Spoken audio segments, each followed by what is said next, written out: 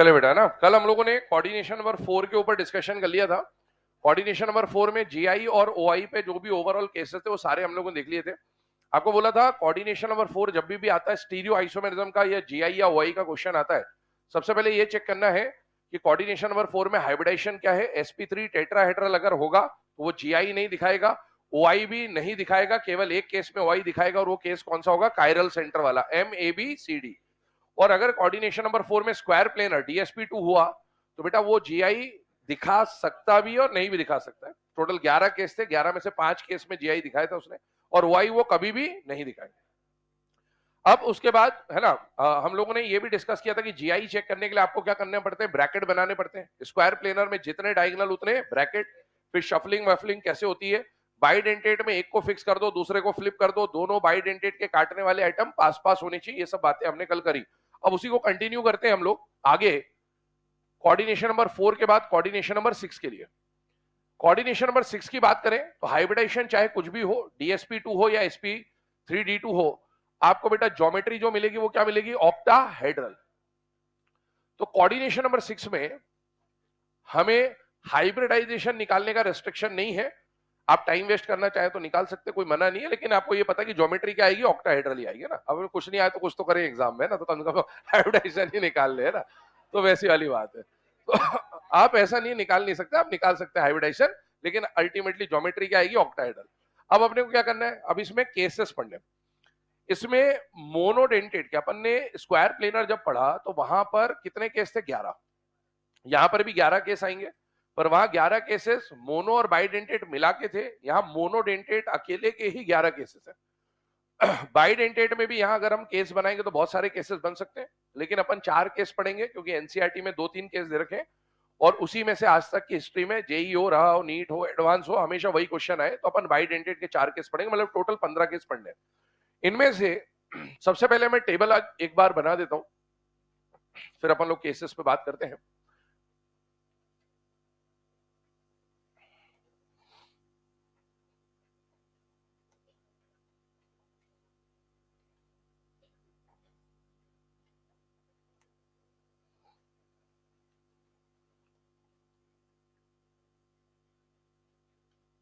चलिए ना, यहां पर हम लोगों ने आपके सामने है ना, यहां पर कुछ केसेस है।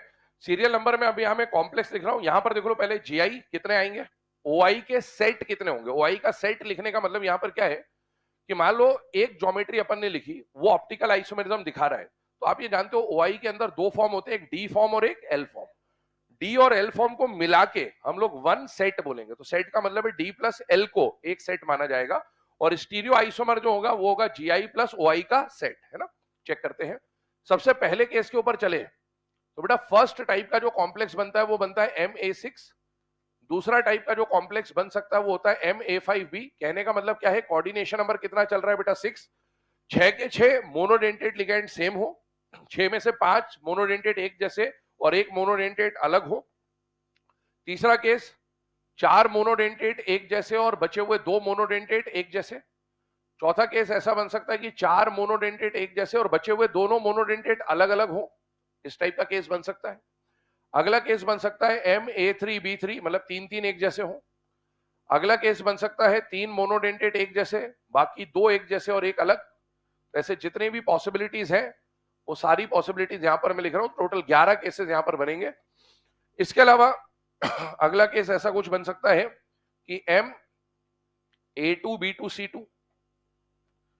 इसके बाद वाला जो केस है वो कुछ ऐसा बन सकता है कि MA2B2 और यहां पर आ जाए C और D। अगला केस आ सकता है बेटा MA2BCDE, और लास्ट केस आ सकता है सारे मोनोडेंटेट लिगेंड अलग अलग हो, ABCDEF। ये टोटल 11 केसेस है। इन 11 केसेस में जब हम जीआई की बात कर रहे हैं तो इधर देखना, शुरू के दोनों में तो कोई ज्योमेट्रिकल आइसोमेरिज्म नहीं है, ये इनके ज्योमेट्रिकल आइसोमर्स की वैल्यूज है। अब या तो आप शफल करना और ज्योमेट्रिकल आइसोमर बनाना सीख लें, और या फिर टेबल याद कर लें, दो ही तरीके हैं, है ना। तीसरा तरीका एक और बहुत आसान है, अगले साल फिर तैयारी कर लें। तो आप देख लेना अपने हिसाब से जो सही लगे। तो पहला वाला सबसे सही है कि अपन समझ ले, है ना। अगला ऑप्टिकल आइसोमर में, अभी मैं यहाँ पर ऑप्टिकल आइसोमर की जो कहानी बता रहा हूँ, ये ऑप्टिकल आइसोमेरिज्म नहीं दिखाते, ध्यान से सुनना ना, ये बात समझ लीजिए। क्योंकि OI का काम जो है ना वो अपने को सिंपल होना चाहिए। कोऑर्डिनेशन नंबर 4 में OI का कोई लफड़ा था ही नहीं, स्क्वायर प्लेनर में नहीं था और टेट्राहेड्रल में भी था तो कायरल सेंटर, तो देख के पता चल जाएगा। कोऑर्डिनेशन नंबर 6 में ध्यान सुनना, शुरू में देखो इधर इस बात को नोटिस करो, 6 लिगेंड एक जैसे, 5 4 4 3 3 3 लिगेंड कम होते जा रहे है ना।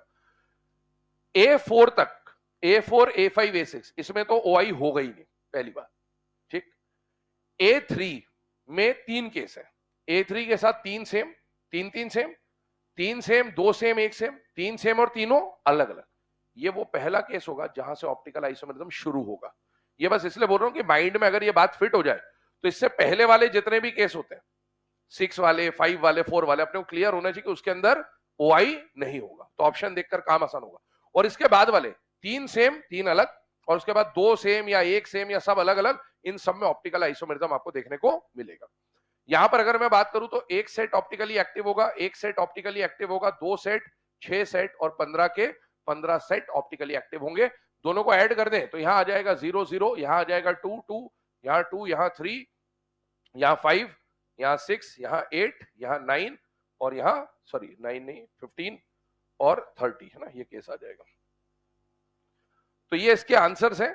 तो अभी इसको तो नोट करें पहले टेबल को, अपन केसेस को 1 बाय 1 पढ़ते हैं फिर कैसे क्या सॉल्व करना होता है।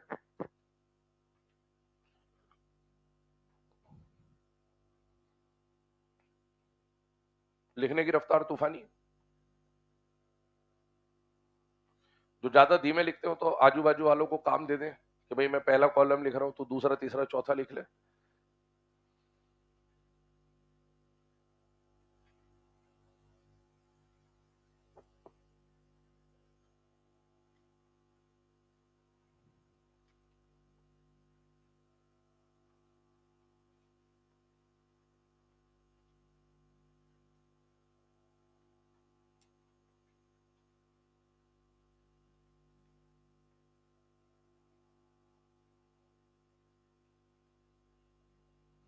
ये वाला जो केस है ना फिफ्थ वाला, इस फिफ्थ वाले केस के लिए हम एक टर्म पढ़ेंगे, फेशियल एंड मेरिडियोनल आइसोमेरिज्म, है ना।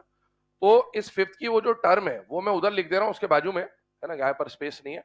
तो इसके लिए एक टर्म आएगा हमारे सामने, फेशियल एंड मेरिडियोनल आइसोमेरिज्म, इसको शॉर्ट में बोल देंगे फेक एंड मर आइसोमेरिज्म, है ना, मर आइसोमर।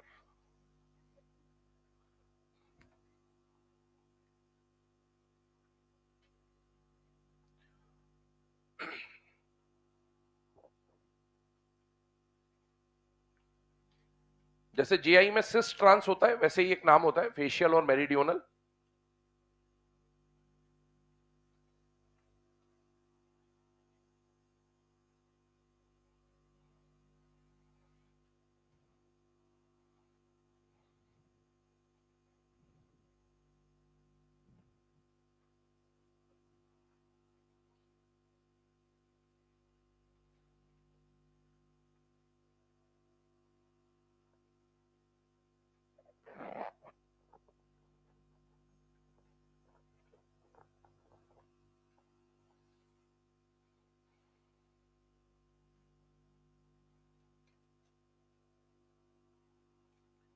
चलिए ना, अब ये जितने भी केसेस है बेटा आपके सामने, इनको अब कैसे सॉल्व करना है आइए उस पर बात करते हैं। सारे केसेस 1 बाय 1 डिस्कस करूंगा। पहले मैं आपको यहाँ पर कुछ बातें और बता दूं।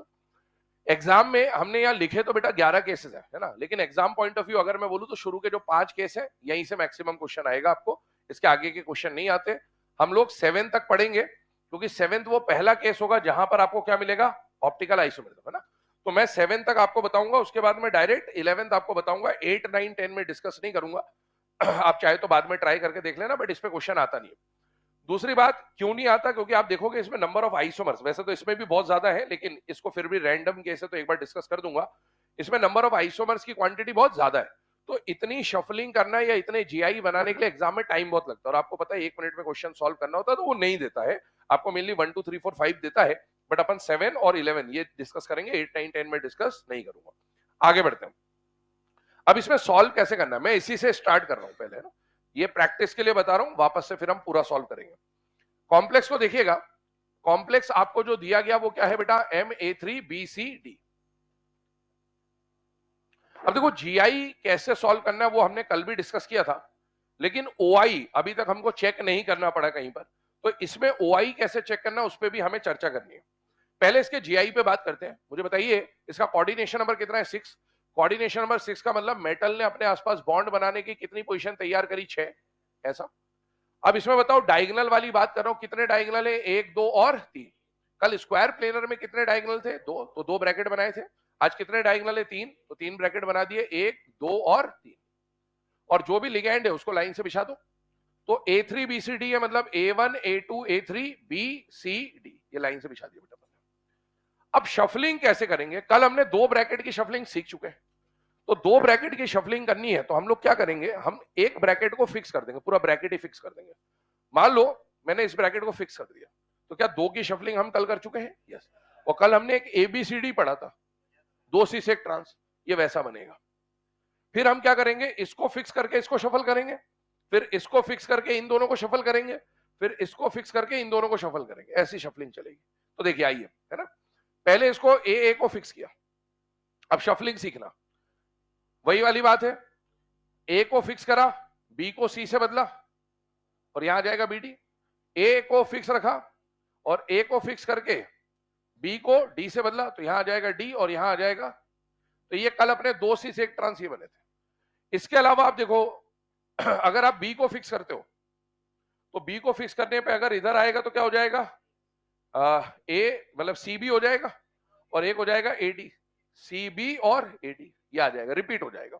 अब सुनो, इसको फिक्स करके इन दोनों की शफलिंग हो चुकी, जो भी होना था वो हो गया। आप ट्राई करके देखिएगा, बहुत सारे केस बन सकते हैं, बट मैं डायरेक्ट बता रहा हूं। एक को फिक्स करा, 2 को शफलिंग करी, अब इसको फिक्स करो। मान लो मैंने AB को फिक्स कर दिया और अब इन दोनों में शफलिंग करी, तो इन दोनों में शफलिंग करी तो क्या हो जाएगा, AC और AD। और चेक करो क्या ये ऊपर के तीनों में से किसी से मैच हो रहा है या अलग है? देख लो आराम से, ए, इसमें कहीं पर भी ए साथ में नहीं आ। ये 4 केस बनेंगे। अब इसमें होता क्या है, जनरली अपने को इसमें बहुत इजीली आंसर मिलेगा। अभी आपको लगेगा सर बहुत सारी शफलिंग करनी पड़ेगी, नहीं, ये अपन केस नंबर 7 पढ़ रहे हैं। मैंने बोला 1 से लेकर 5 तक क्वेश्चन आता है। दूसरी बात, जब भी 3 लिगेंड एक जैसे होते हैं ना, तो आप कुछ मत करो, इसको फिक्स कर लिया, बाकी 2 की शफलिंग से इतना तो हो ही गया। अब एक केस क्या होता है, तीनों के ए अलग अलग कर दो, बस खत्म। 3 ए है, एक ए इसमें, एक ए इसमें, एक इसमें, और बचा हुआ बी, सी और डी। ये एक लास्ट केस बचता है जो जनरली छूट जाता है बच्चों से। अब देखो यहां पर अगर आप चेक करोगे तो हमारे पास टोटल आइसोमर जो बने हैं ना, इसके अलावा आप कुछ भी करोगे रिपीट हो जाएगा। आप ट्राई करके देख लीजिएगा आराम से, ना। ज्योमेट्रिकल आइसोमर कितने बन रहे हैं? 4। अब मुझे ऑप्टिकल आइसोमेरिज्म देखना है। ऑप्टिकल आइसोमेरिज्म देखने की कहानी समझिएगा, यही मेन है ना। जीआई तो अपन शफलिंग करके सीख चुके हैं। ओआई कैसे देखना है उस पर बात करता हूं। पहली बात, आपको ओआई के लिए जब यहां पर आप प्लेन देखोगे ना, तो टोटल आपके पास 9 प्लेन ऑफ सिमेट्री हो सकती। कितनी प्लेन ऑफ सिमेट्री हो सकती? 9। वो 9 प्लेन ऑफ सिमेट्री अगर आप चेक करने जाओगे तो बहुत समय लगेगा। तो मैं आपको एक जुगाड़ बताऊंगा, मतलब 2 केसेस बताऊंगा। ये 2 केसेस आपको देख लेने हैं। आपको जीआई बनाना पड़ेगा, जीआई बनाते ही आप बता दोगे कि ओआई दिखाएगा कि नहीं दिखाएगा। वो 2 जुगाड़ क्या है और फिर उसको प्रैक्टिकली समझाता हूं कि क्या है। जैसे क्या यहां पर, इधर देखो, क्या यहां पर तीनों जो ब्रैकेट्स हैं, किसी एक ब्रैकेट के दोनों लिगेंड सेम है या नहीं है? अगर एक ब्रैकेट के दोनों लिगेंड सेम है ना, तो इसका मतलब है यहां पीओएस है। क्या बोला मैंने इसके अंदर? इसका मतलब है यहां पर पीओएस है। पीओएस है मतलब प्लेन ऑफ सिमेट्री है। प्लेन ऑफ सिमेट्री है मतलब ये ऑप्टिकल आइसोमेरिज्म नहीं दिखाएगा। क्या यहां पर भी तीनों ब्रैकेट में से किसी एक ब्रैकेट के दोनों लिगेंड सेम है? यस। तो ये ऑप्टिकली इनएक्टिव। क्या यहां पर भी सेम है? Yes, optically inactive. क्या कहानी है समझना, इसके पीछे का लॉजिक क्या है। मान लो यहाँ ए, यहां पर बी सी और यहां डी ई, ऐसा कुछ होता। अगर तीनों ब्रैकेट में से किसी एक ब्रैकेट के भी दोनों लिगेंड सेम हो जाए, हो सकता है 2 ब्रैकेट में सेम हो जाए, 3 में हो जाए, चलेगा। लेकिन अगर तीनों ब्रैकेट में से किसी एक ब्रैकेट के दोनों लिगेंड सेम हो, तो वो ऑप्टिकल आइसोमेरिज्म नहीं दिखाएगा, उसमें प्लेन ऑफ सिमेट्री है। क्यों है प्लेन ऑफ सिमेट्री? ध्यान सुनना, जो सेम है ना इसको नहीं काटेंगे, जो सेम है उसको। तो क्या ये एक दूसरे का मिरर इमेज बन जाएगा? और इन चारों को काट देंगे। प्लेन था ये, और प्लेन काटोगे तो वो तो प्लेनर तो ऑटोमेटिकली क्या हो जाएगा बेटा, एक दूसरे का मिरर। ये स्क्वायर प्लेनर बन जाएगा। अब इसको 3D में इमेजिन करो। 3D में इमेजिन करो तो कैसा बना, देखो इधर, सपोज ये मेटल है, समझना इस बात के पीछे का लॉजिक है ना। अपन ऐसे हर एक प्लेन को चेक करेंगे तो बहुत टाइम वेस्ट होगा, तो मैं सीधे सीधे आपको कहानी बता देता हूं जो चीज आपको चेक करनी है। आपके पास ए है, तो मान लो इस ए और इस ए को मैंने बचा लिया, ये एक्चुअल में बोर्ड से बाहर और बोर्ड से अंदर है ना। और वो जो बीसीडी है वो कुछ भी होता है, उससे कोई फर्क ही नहीं पड़ता, वो सेम हो अलग हो कोई फर्क ही नहीं पड़ता। अगर मैं इन दोनों को बचा लूं और इस पूरे प्लेन को काट दूं, तो क्या बी वाला जो बॉल है वो आधा आधा कट जाएगा बेटा? यस। ऐसे डी वाला बॉल आधा आधा कट जाएगा, ई वाला बॉल आधा आधा कट जाएगा, सी वाला बॉल आधा आधा कट जाएगा। कल हमने पढ़ाई तो था कि स्क्वायर प्लेनर में हमेशा पीओएस होता है। तो ये खुद के तो पीओएस बन गए और ये इसका मिरर इमेज। इसका मतलब यहां पर क्या मिल जाएगी? सिमेट्री, और सिमेट्री मिल जाएगी तो ये ऑप्टिकली इनएक्टिव हो जाएगा। कॉपी देना एक मिनट। इसको ऐसा इमेजिन करिए कि ये वाला जो प्लेन है ये ऐसा है, एक जगह बी, एक जगह सी, एक जगह डी, एक जगह ई। यहां कौन जुड़ा है? ए। यहां कौन जुड़ा है? ए। बी सी डी ई की जो बॉल्स है, जब आप ऐसे काटोगे तो बी का बॉल आधा आधा कट जाएगा, मिरर इमेज। सी का बॉल आधा आधा कट जाएगा, मिरर इमेज। डी का बॉल आधा आधा, ई का बॉल आधा आधा इधर, और ऊपर जो ए है और नीचे जो ए है वो भी एक दूसरे का मिरर इमेज। तो अगर इसमें 3 एक्सिस जा रही है, डायगोनल जा रही है, 1 2 3, 3 डायगोनल में से किसी भी एक डायगोनल के अगर दोनों लिगेंड सेम हो गए तो वहां पीओएस मिल जाएगा, पक्की बात है। तो इसका मतलब है कि अगर 3 ब्रैकेट में से किसी एक ब्रैकेट के दोनों लिगेंड सेम हो जाए तो वहां प्लेन ऑफ सिमेट्री मिल जाएगा। प्लेन ऑफ सिमेट्री मिल जाएगा मतलब वो ऑप्टिकली इनएक्टिव हो जाएगा। क्या ये ऑप्टिकली एक्टिव है या इनएक्टिव है? इनएक्टिव, इनएक्टिव, इनएक्टिव, मतलब ये ओआई ओआई ओआई नहीं दिखाएगा। सारा खेल जीआई का। जीआई बना लिया तो खटाक से ओआई पता चल जाएगा। अब दूसरा केस क्या? दूसरा केस ये कि जब 2 लिगेंड सेम थे तो हमने किनको काटा? 4 को। 4 को काटा तो बताओ आपने एक्सिस को काटा या प्लेन को काटा? प्लेन को काटा। अगला केस, मान लो ऐसा कभी आ जाए, जैसे यहां पर देखो, क्या दोनों लिगेंड सेम है? क्या नहीं है। क्या दोनों लिगेंड सेम है? क्या नहीं है। क्या दोनों लिगेंड सेम है? क्या नहीं है। ऐसा भी हो सकता है कि 2 लिगेंड सेम और ऐसा भी हो सकता है 2 लिगेंड सेम ना हो। जैसे इधर मान लीजिए मैंने आपको बोला ए बी, मैंने बोला सी डी, मैंने बोला सी, या ऐसा कुछ बोल दिया आपको बी ए, मान लो ऐसा कुछ बोल दिया। अब आप देखो, एक ब्रैकेट के दोनों लिगेंड सेम नहीं है, एक ब्रैकेट के दोनों लिगेंड सेम नहीं है, सेम नहीं है, लेकिन क्या 2 ब्रैकेट सेम है? और 2 ब्रैकेट सेम है मतलब ये एक दूसरे का मिरर इमेज है। और जो सेम है उसको नहीं काटना है, जो डिफरेंट है उसको इनको काट देंगे। काटने का मतलब इस बार प्लेन नहीं काटोगे, इस बार एक्सिस काटोगे। क्या काटोगे? एक्सिस। अब इसको समझना, 3D में समझ लीजिए। बस ये 2 ही शर्त है, इसके अलावा कुछ भी नहीं है। तो यही देखना सीखना है अपने को। ये बना दिया मैंने। अब इस बार मान लो यहां ए और बी डायगोनली ऑपोजिट है, ए और बी डायगोनली ऑपोजिट है, और ये सी और डी कैसा है? सी निकला हुआ है बोर्ड से बाहर और डी गया हुआ है बोर्ड के अंदर। तो ये सी बोर्ड से बाहर है और ये डी बोर्ड से अंदर। अब इमेजिन करो 3D में, आपको प्लेन को नहीं काटना, इस बार एक्सिस को काटना है। जो सी बाहर है और डी अंदर है, सी का बॉल और डी का बॉल अंदर है, ऐसे काटिए, क्योंकि ए को ए पे फोल्ड करना है और बी को बी पे फोल्ड करना है, तभी तो सुपर इंपोज होगा। तो ये जो सी का बॉल है इसको ऐसे काटा, तो क्या सी एक दूसरे का मिरर इमेज बन गया बेटा? हाँ। अंदर जो डी है, जब ऐसे काटते हुए जा रहे हो तो मेटल भी आधा कट जाएगा और डी भी आधा कट जाएगा, और ए पे फोल्ड हो जाएगा और बी बी पे फोल्ड हो जाएगा। अब अगर अब नहीं आया तो नहीं आएगा, फिर पहले बता दे रहा हूं, है ना, फिर याद कर लेना टेबल। तो क्या एक दूसरे का मिरर इमेज बन जाएगा? यस। अब इसमें एक और पॉसिबिलिटी है कि सर अभी ये जो ए बी और बी ए था, तो आपने ए बी और ए बी लिख दिया, आप इसको बी ए लिख दो। ऐसा भी तो हो सकता था कि डायगोनली ऑपोजिट में मैं बी यहां लिख देता और ए यहां लिख देता। बात समझ में आ रही है? इस बार ऐसे नहीं काटते, इस बार इसको इस पे फोल्ड करना है तो ऐसे काट देंगे, कोई फर्क नहीं पड़ रहा। सी का जो बॉल है उसको ऐसे काट दो, मिरर इमेज। डी का जो बॉल है आधा काट दो और ये उस पे फोल्ड हो जाएगा, इस पे, तो उससे कोई फर्क नहीं पड़ेगा। है तो ये एक दूसरे का मिरर इमेज, बस वो कट करने का एक्सिस चेंज हो जाएगा, ऐसे के बदले ऐसे काट दोगे। तो 2 शर्तें हैं। अगर आपने जीआई बनाना सीख लिया तो ओआई आप तुरंत देख के बता दोगे, या तो तीनों में से किसी एक ब्रैकेट के दोनों लिगेंड सेम हो तो वहां पीओएस मिल जाएगा, और अगर सेम नहीं है और 2 ब्रैकेट सेम हो जाए तो वहां एओएस मिल जाएगा, एक्सेस ऑफ सिमेट्री मिल जाएगी, ऑप्टिकली इनएक्टिव। इसको चेक करो, क्या दोनों लिगेंड सेम है? नहीं। क्या दोनों लिगेंड सेम है? नहीं। क्या दोनों लिगेंड सेम है? नहीं। क्या दोनों ब्रैकेट सेम है? कहीं पर कोई 2 ब्रैकेट सेम है क्या? इसका मतलब ये ऑप्टिकली एक्टिव है, क्योंकि इसमें दोनों शर्तें पूरी नहीं हो रही। और यही केस हमने यहां लिखा है, सुनो अभी ध्यान से ना, समझ लो। अभी यहां पर हमने टेबल जब बनाया था तो इसमें हमने लिखा था 4 ज्योमेट्रिकल आइसोमर, और उन 4 में से एक ऑप्टिकली एक्टिव सेट। अब इस सेट पे बता रहा हूं, ध्यान सुनना, क्योंकि इसमें भी कई बार बच्चे कंफ्यूज होते हैं ना, तो समझ लो इसको एक बार। अब इसमें क्या हुआ कि अपन ने पहली शर्त क्या पढ़ी कि तीन ब्रैकेट में से ना, इसको आप लिख लेंगे अपनी लैंग्वेज में थोड़ी देर के बाद, कि भाई तीन ब्रैकेट में से किसी एक ब्रैकेट के दोनों लिगेंड सेम हो, और या फिर कोई दो ब्रैकेट सेम हो, तो वो ऑप्टिकल आइसोमेरिज्म नहीं दिखाएगा। ये दो बातें है ना। अब आई इधर, मान लो ये चार ज्योमेट्री बनी अलग अलग, इन चार में से तीन ने तो ऑप्टिकल आइसोमेरिज्म नहीं दिखाया, पर एक ने ऑप्टिकल आइसोमेरिज्म दिखाया। तो इन तीन को हम लोग क्या बोल देंगे? Optically inactive. समझना ध्यान से। और इसको हम लोग क्या बोलेंगे? Optically active. अगर कोई चीज ऑप्टिकली एक्टिव है तो इसके दो फॉर्म बनते हैं, एक डी बनता है और एक एल बनता है, डेक्स्ट्रो रोटेटरी और लीवो रोटेटरी। पर उस डी और एल में से एक आपने ऑलरेडी ये काउंट कर रखा है, डी या एल में से कोई एक तो ये खुद ही है, तभी तो उसका एक मिरर इमेज बनेगा। समझना है ना। अब डायग्राम से बनाता हूं, कहानी को समझिएगा इत्मीनान से ना, क्योंकि इसमें सेट और ऑप्टिकल आइसोमर की कहानी में थोड़ा सा चेंज आता है। पहला वाला डायग्राम बना रहा हूं सबसे पहले, देखिएगा ध्यान से।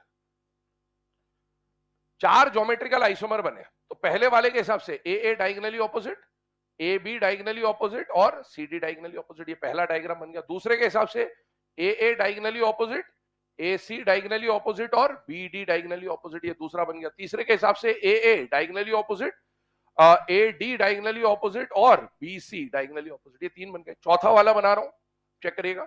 मेटल के आसपास 1 2 3 4 5 6, A B diagonally opposite, A C diagonally opposite और ए डी डायगोनली ऑपोजिट, ये बन गए।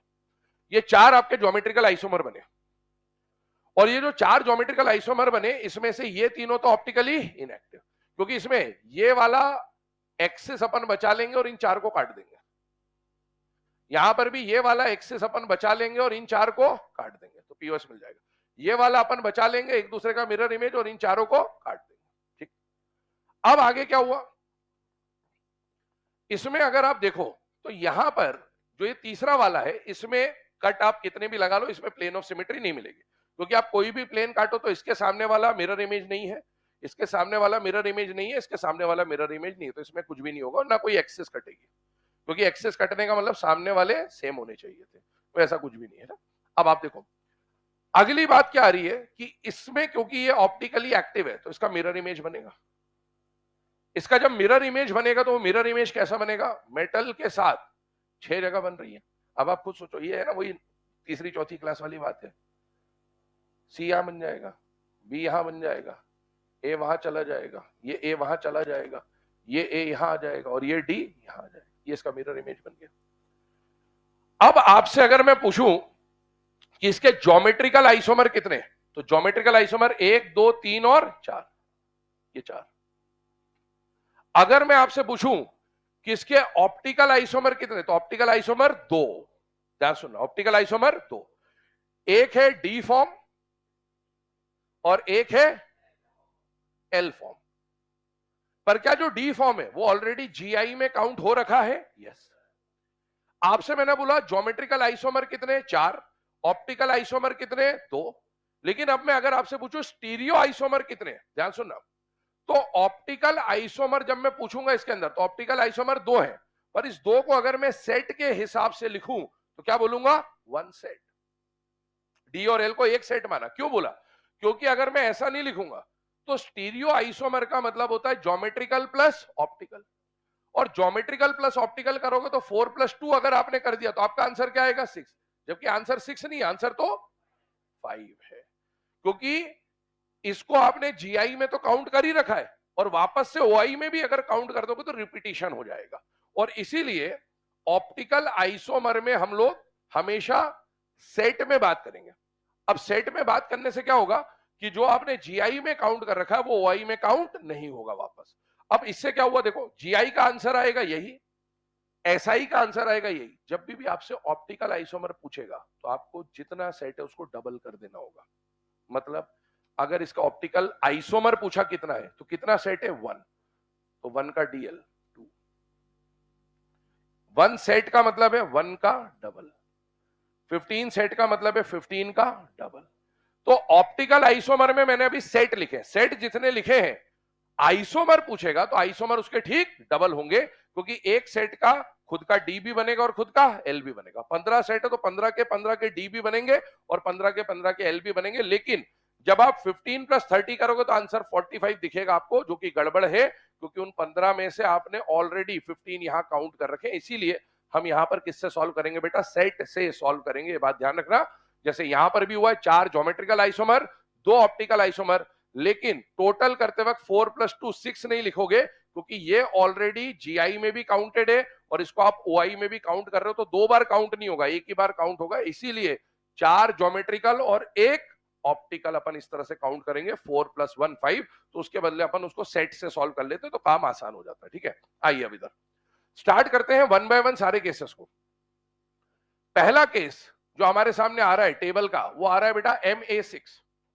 अब MA6 की कहानी देखें तो मान लो आपको एग्जाम में एक एग्जाम्पल दिया गया CONH3 6Cl3। आपको इसके बारे में पूछा गया कि बताओ इसमें कितने GI, कितने OI, कितने स्टीरियो आइसोमर।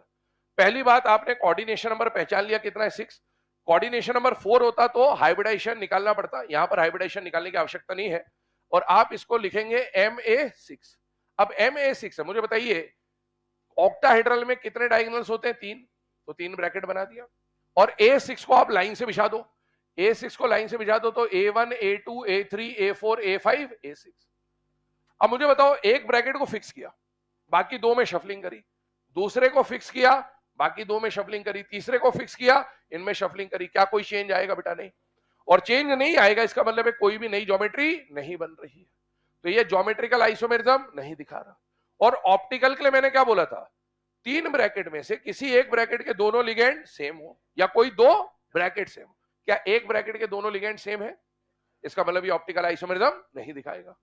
तो OI भी कितना हो जाएगा, 0। अब इसका डायग्राम एक बार बस अपन रिप्रेजेंट कर लेते हैं। मान लो मेटल के आसपास ये 6 जगह है, A diagonally opposite, A diagonally opposite, A और A diagonally opposite. Second number का एग्जांपल ले लीजिए। मान लीजिए आपको MA5B टाइप का कोई कॉम्प्लेक्स दे दिया एग्जाम में। MA5B टाइप का कॉम्प्लेक्स कहने का मतलब क्या है, मान लो CONH3 5Cl इस टाइप का कोई कॉम्प्लेक्स दे दिया आपको, तो ये MA5B टाइप का कॉम्प्लेक्स है। और A5B है तो ऑक्टाहेड्रल है, तो कितने ब्रैकेट बनेंगे बेटा, 3।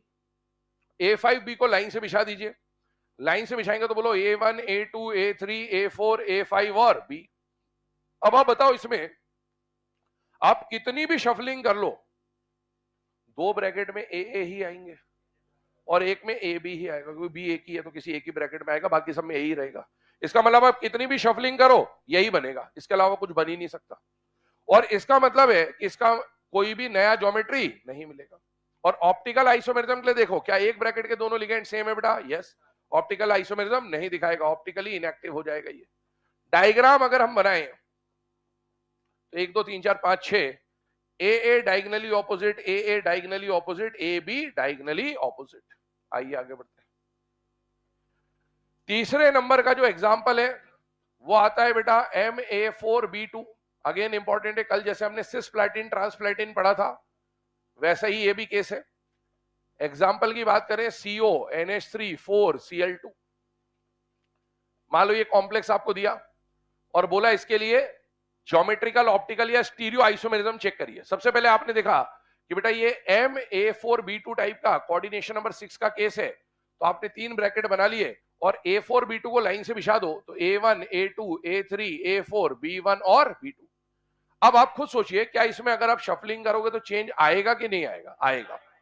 क्या चेंज होगा, मान लो इस AA को फिक्स रखा, मान लो इस AA को मैंने फिक्स रखा, तो बेटा इसमें शफलिंग से क्या आ जाएगा, AB, और यहां पर भी क्या आ जाएगा, AB।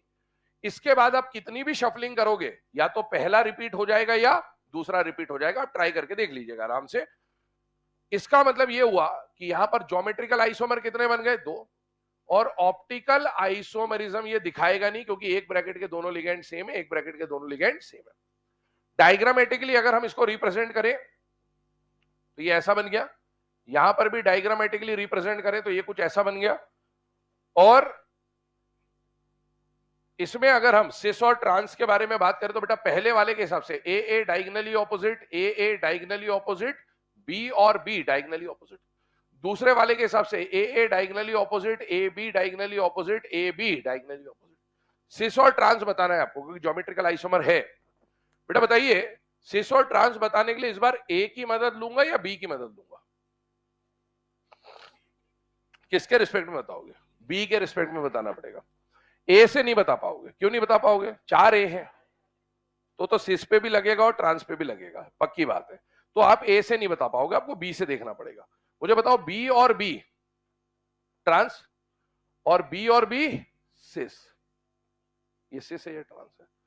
एक बात याद रखना, ये वाला एंगल कितना है? हाँ, ये 120 150 मत देख लेना। ये एंगल कितना है और ये कितना है? ऑक्टाहेड्रल में दो ही एंगल होते हैं, 90 और 180।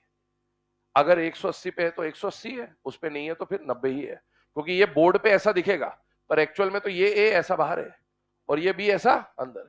तो ये प्लेन पर है और ये भी अंदर है, तो 90 डिग्री का एंगल है। ध्यान रखना, आमने सामने आ गए तो 180 और आमने सामने नहीं है तो 90 डिग्री का एंगल होगा। क्योंकि ये वाला जो एटम होता है ये आउट ऑफ द प्लेन होता है और वो वाला एटम जो होता है वो इनसाइड द प्लेन होता है। ठीक है, आगे बढ़ते हैं। इसमें चौथे नंबर का एग्जाम्पल देखते हैं, सेम इसी पैटर्न का है। MA4BC, मान लो ये कॉम्प्लेक्स आपको दिया गया, CONH3 4, एक Cl और एक Br दे दिया मान लीजिए आपको, और आपको बोला इसमें GI OI चेक करिए। सबसे पहले कितने ब्रैकेट बनेंगे बेटा? 3। A4BC को लाइन से बिछा दीजिए, तो A1 A2 A3 A4 B और C। अब आप खुद देखो, क्या इसमें शफलिंग करने पर चेंज आएगा या नहीं आएगा? आएगा। अब इतना अंदाजा अपने को लग जाना चाहिए ना। शफलिंग करेंगे तो ए फिक्स रखा, इसमें जब आप शफलिंग करोगे तो एक हो जाएगा ए बी और एक हो जाएगा ए सी। ये कुछ नहीं, ये सब कल के केस रिपीट हो रहे हैं। अगर आपको कल का टेबल याद है तो सब वही चल रहा है, कुछ नहीं। देखो इधर, कल का MA4 0 GI, कल का MA3B 0 GI, कल का MA2B2 सिस्प्लैटिन ट्रांसप्लैटिन, कल का MA2BC 2 GI बने थे, उसमें भी वही चल रहा है, वो रिपीट हो रहा है और कुछ भी नहीं हो रहा। बस ब्रैकेट 3 चल रहे हैं तो उसकी पॉसिबिलिटी हम चेक कर रहे हैं। GI कितने हैं? 2। OI आप खुद बताओ, OI दिखाएगा क्या कोई? क्या एक ब्रैकेट के दोनों लिगेंड सेम है? यस।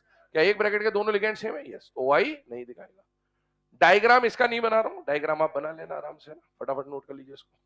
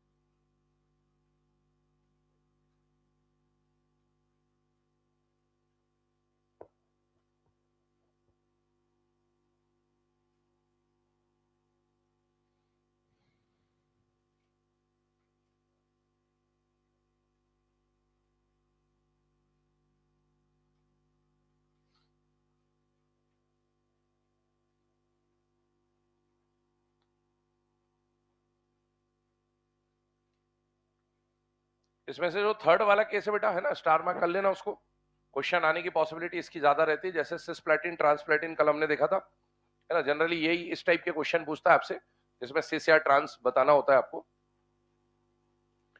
चलिए, है ना। अब ये जो 4 केस अभी हम लोगों ने देखे, इसमें फोर्थ वाले का डायग्राम मैंने नहीं बनाया। डायग्राम कैसा बनेगा इधर देख लो।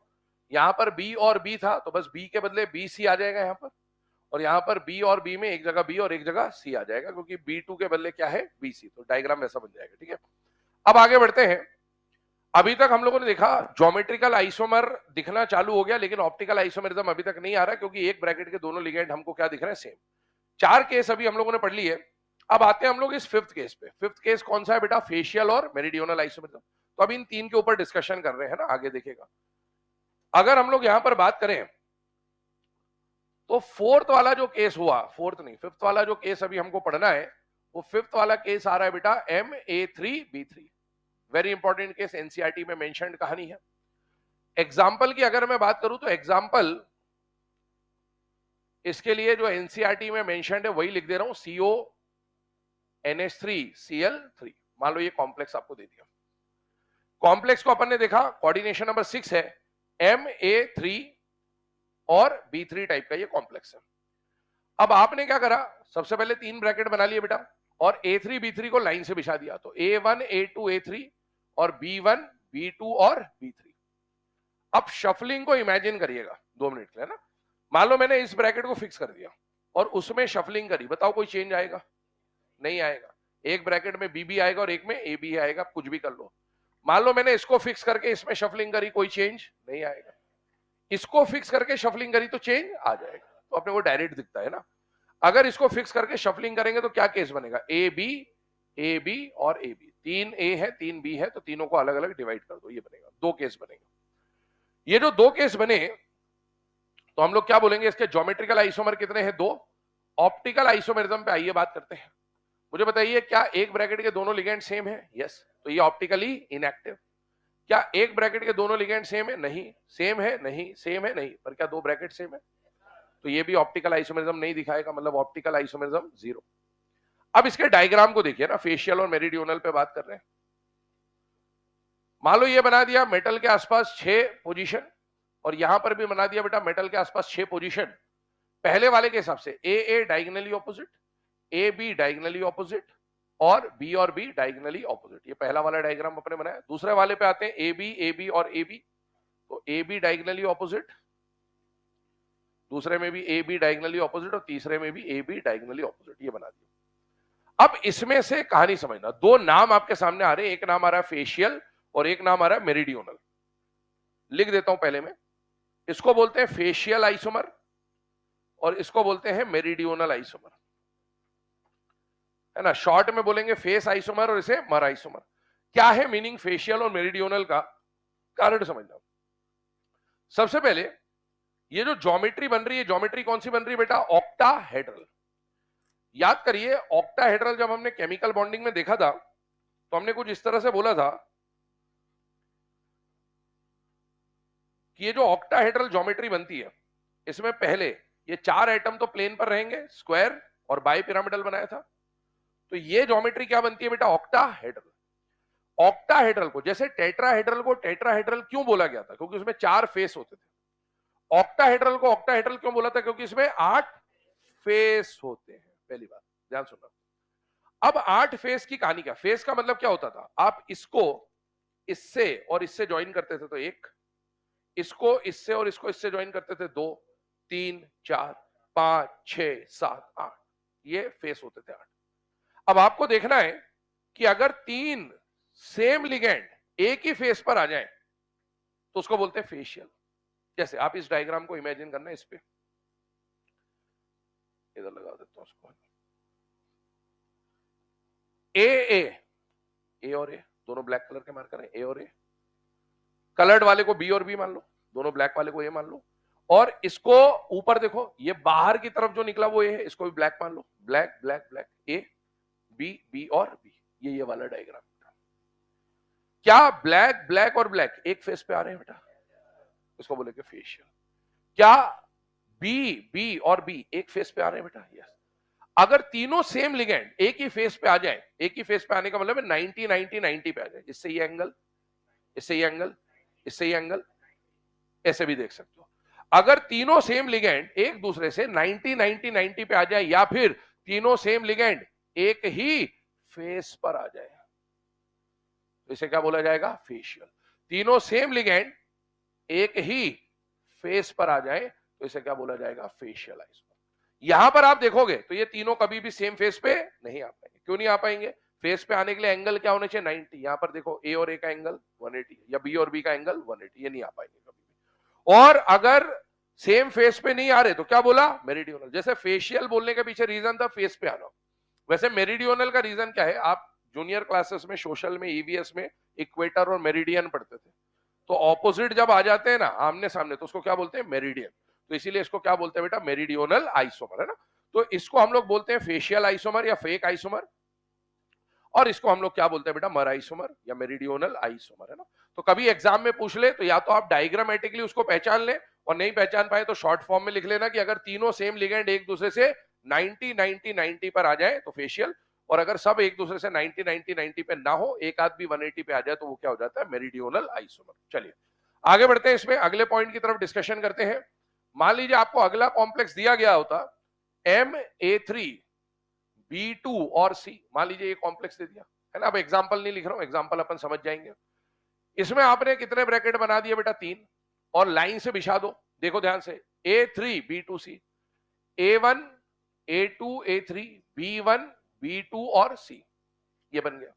अब इसको फिक्स करा मैंने पहले वाले AA को, और बाकी दो में शफलिंग करी। तो बताइए शफलिंग के बाद क्या होगा, अगर B को B से बदलूंगा तब तो यही रहेगा, पर B को C से बदल दूंगा तो यहां क्या हो जाएगा, AC, और यहां क्या हो जाएगा, B, एक ये चेंज हो जाएगा।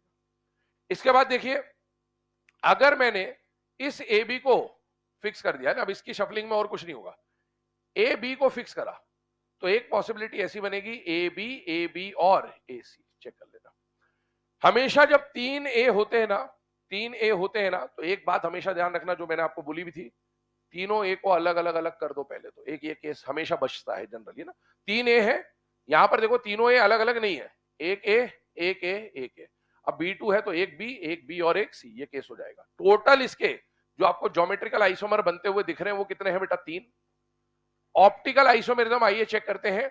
एक ब्रैकेट के दोनों लिगेंड सेम ऑप्टिकली इनएक्टिव, एक ब्रैकेट के दोनों लिगेंड सेम ऑप्टिकली इनएक्टिव, दो bracket same optically inactive, 0। Diagram नहीं बना रहा हूं क्योंकि डायग्राम की अब जरूरत नहीं है, हम डायरेक्टली सॉल्व कर रहे हैं। और 7th वाला केस जो आपको स्टार्टिंग में बताया था, मान लीजिए MA3BCD आपको दिया, तो सबसे पहले 3 ब्रैकेट आपने बना दिए, 3 ब्रैकेट बनाए तो ए बी और सी डी, है ना। A3BCD लाइन से बिछा दिया। अब आपने ए को फिक्स रखा, और ये वाला ABCD का केस बन गया। ABCD में याद करो 2 सिस और एक ट्रांस बने थे स्क्वायर प्लेनर में, ए के डायगनली ऑपोजिट बी, ए के डायगनली ऑपोजिट सी, और ए के डायगनली ऑपोजिट डी। तो ये 3 केस बनते हैं, और एक केस कौन सा, 3A है तो तीनों को अलग अलग कर दो, ए और ए, और बचा कौन है बेटा, बी, और यहां आएगा सी और यहां आएगा डी। देख लीजिएगा आराम से, चारों केसेस अलग अलग है। Geometrical isomer 4। ऑप्टिकल आइसोमेरिज्म की बात करें तो शुरू के 3 जो है ये तीनों ऑप्टिकली इनएक्टिव, क्योंकि एक ब्रैकेट के दोनों लिगेंड सेम है, तो ये तो हो जाएंगे ऑप्टिकली इनएक्टिव। लेकिन लास्ट वाला जो कैटेगरी है ये वाला, ये हो जाएगा optically active. This one is optically active. अब देखो इधर ध्यान से, ज्योमेट्री कितनी बनी बेटा, 4। तो ज्योमेट्रिकल आइसोमर 4 है, उन 4 में से कितनी ज्योमेट्री ऑप्टिकली एक्टिव है, 1। तो ऑप्टिकल एक्टिव जो सेट है वो कितना बनेगा, 1। एक सेट लिखने का मतलब है इसी का डी और इसी का एल। तो इसके आइसोमर पूछेगा तो कितने बोलूंगा, 2। लेकिन जब मैं स्टीरियो आइसोमर काउंट करूंगा तो स्टीरियो आइसोमर में 4+2 नहीं कर सकता। तो आपको यह पता होना चाहिए कि आइसोमर, स्टीरियो आइसोमर निकालते वक्त 4 प्लस सेट को ऐड करना है। तो स्टीरियो आइसोमर कितने होंगे, 5। आपसे पूछेगा ज्योमेट्रिकल आइसोमर कितने, 4। ऑप्टिकल आइसोमर कितने, 2। लेकिन स्टीरियो आइसोमर 4+2 6 नहीं होगा, कितना होगा, 5, है ना। नोट करिए पहले इसको, इसका डायग्राम भी बना देता हूं एक बार ताकि आपको डायग्रामेटिकली भी दिख जाएगा।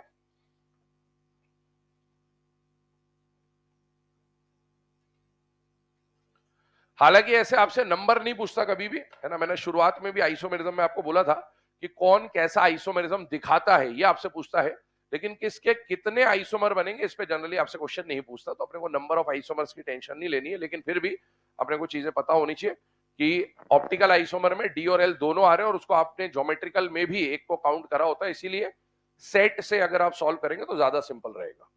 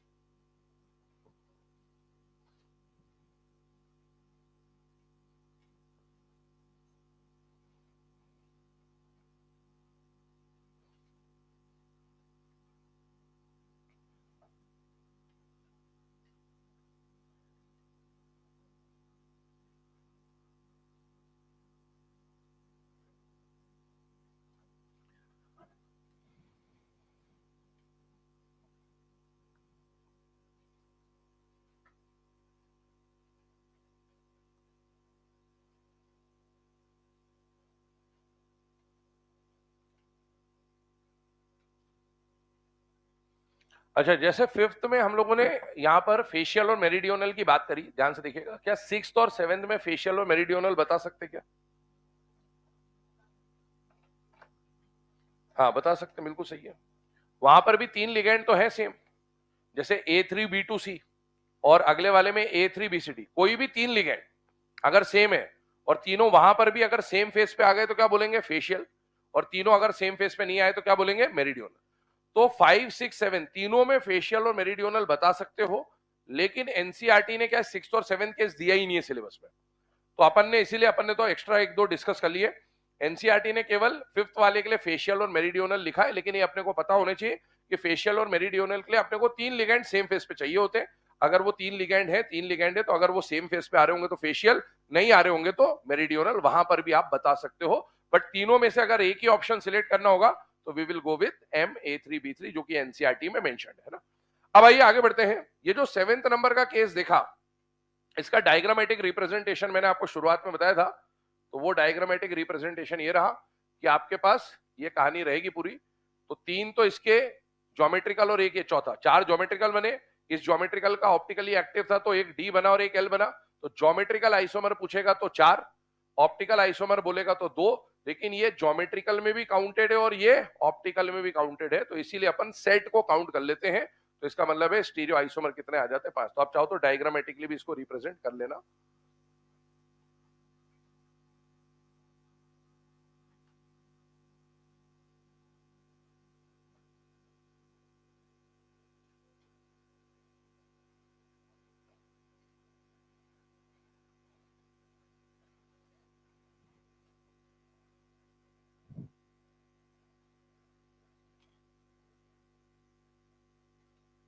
क्या हो गया? क्या पूछ रहा हूँ उससे? सेवेंथ वाले का डायग्राम है, सेवेंथ वाले का है ना डायग्राम।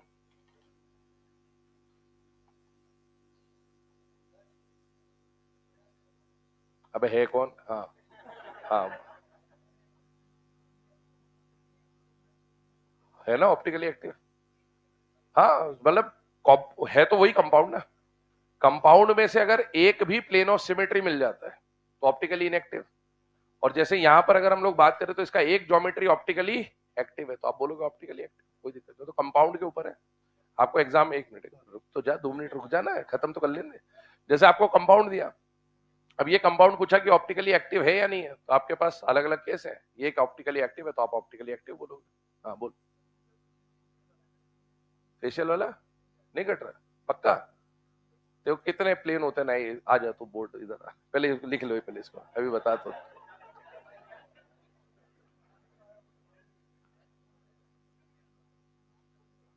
रुको अभी लिख लिया ये सबने?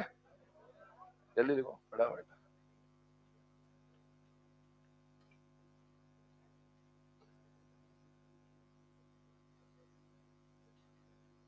वो क्या तुमको दो या तीन ही पीओएस दिखते होते? नौ है।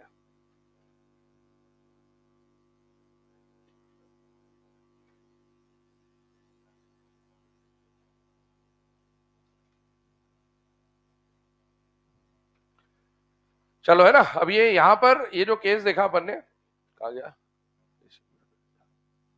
ये वाला, कौन सा वाला नहीं कट रहा था? ये वाला नहीं कट रहा पक्का? आओ इधर।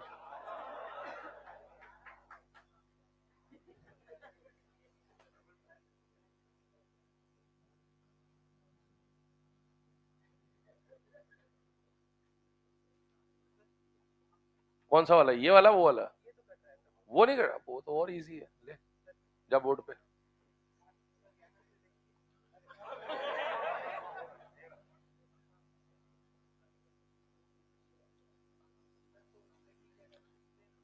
हाँ एक ही प्लेन होता क्या? अच्छा वो वाला जो ऊपर वाला ये कहाँ है? ये इसी में ऊपर वाला जो है सबसे। हाँ ये एक्चुअल में कहाँ पर है? बोर्ड पे है या बोर्ड से बाहर और अंदर है? अब ऐसे काट। हाँ काटो। और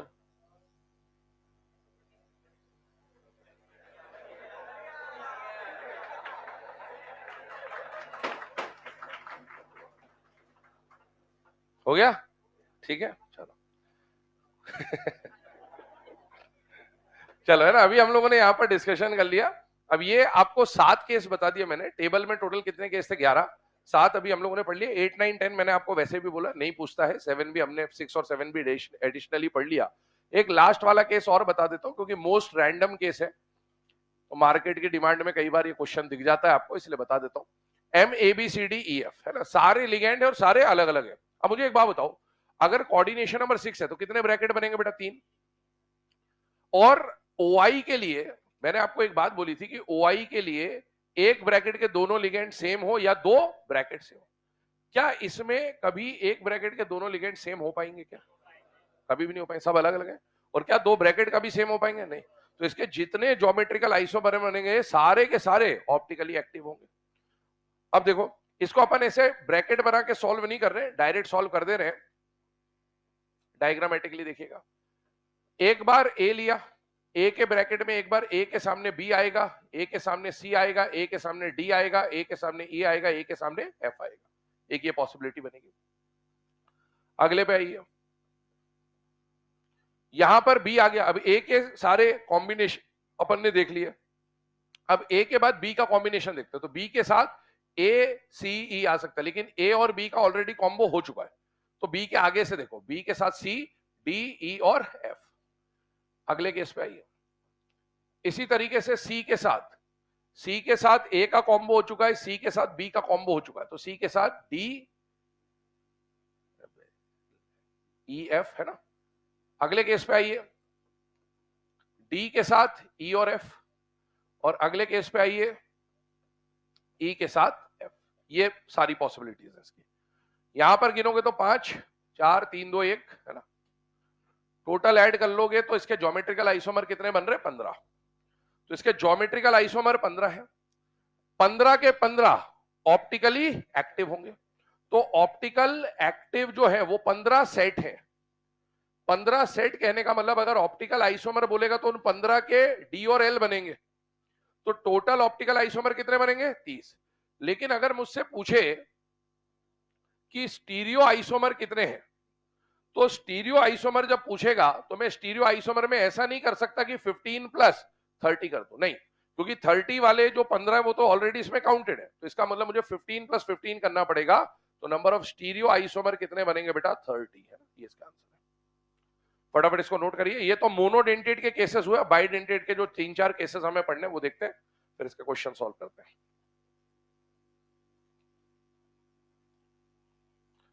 तो टॉपिक ये है ना, मतलब सिंपल ही है, बट इसमें जीआई बनाने में आपको थोड़ी सी प्रैक्टिस करनी पड़ेगी कि भाई ज्योमेट्रिकल आइसोमर किसके कितने बनते हैं। वो शफलिंग एक बार अगर आप प्रैक्टिस कर लोगे तो बाकी ओआई में तो कुछ भी नहीं होता, ओआई तो सीधे देख के पता चल जाता है।